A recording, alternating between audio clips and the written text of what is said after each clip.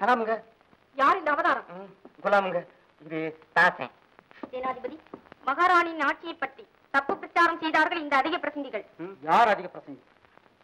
அர்த்தமில்லாத வரிகளை சுமத்தி மக்களை அவதைக்குள்ளாக்குவது நியாயமா என்று கேட்பவன் அதிக பிரசங்கி. போதும், நிறுத்து. பெண்கள் ஆதிக்கத்தில் பேச்சுரிமை கூட இல்லையா? இல்லையான்னு கேட்கிறேன். உண்டு. அளவுக்கு மீறினால் ஆபத்தும் உண்டு. கூவத் தெரியாத பெட்டைக்கோழி ஆட்சியை கண்டு குனிந்து கொடுக்கும் கோழைகள் நாங்கள் அல்ல. என்ன என்ன தாத்தன்? அது ஐயாவுக்கு தெரியாதான் நீ ஒண்ணு. ஐயா இல்ல, சேனாதிபதி அம்மா. உண்மையாதான் குலாம் சொல்றக்கா உண்மையா?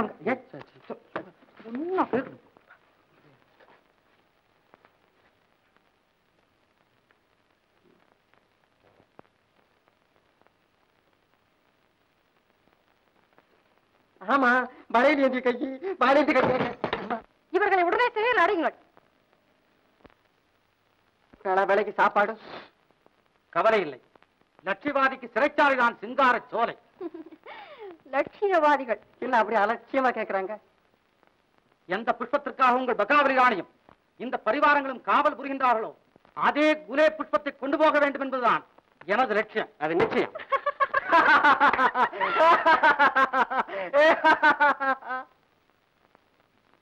ஏன் இப்படி சிரிப்பா சிரிக்கிறாங்க? இப்படித்தான் பெரிய பெரிய வாய்வீச்சுக்காரர்கள் எல்லாம் வாழ்வீச்சிலேயே பலியாகி விட்டார்கள். வேண்டாம், எட்டாத கனிக்கு கொட்டாய் விடாதீர்கள். பழங்கால பழமொழிக்காக பயந்து செல்ல மாட்டோம். எப்படியும் எங்கள் லட்சியத்தை நிறைவேற்றியே செல்வோம். ஓஹோ, அப்படியா?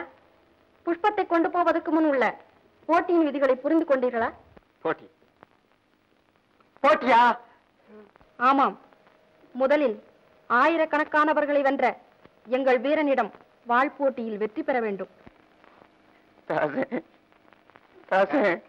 குலாம், சொல்லுங்கள். பகாவலி ராணியுடன் பகுத்தறிவு போட்டியில் வெற்றி பெற வேண்டும். அடுத்த போட்டி புஷ்பத்தை காவல் புரியும் புலியுடன் போராட வேண்டும்.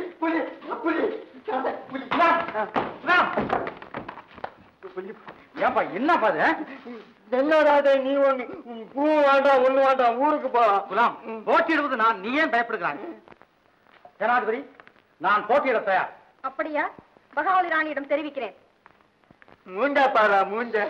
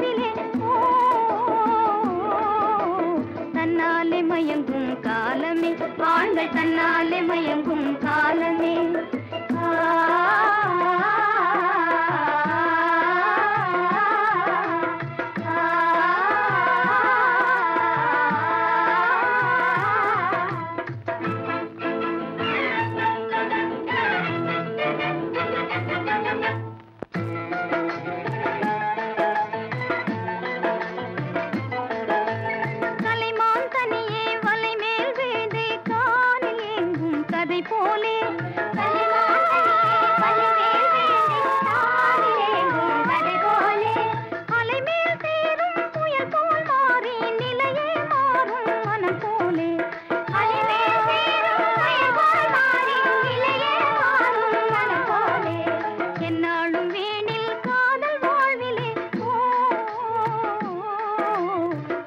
தன்னாலே மயங்கும் காலமே ஆண்கள் தன்னாலே மயங்கும் காலமே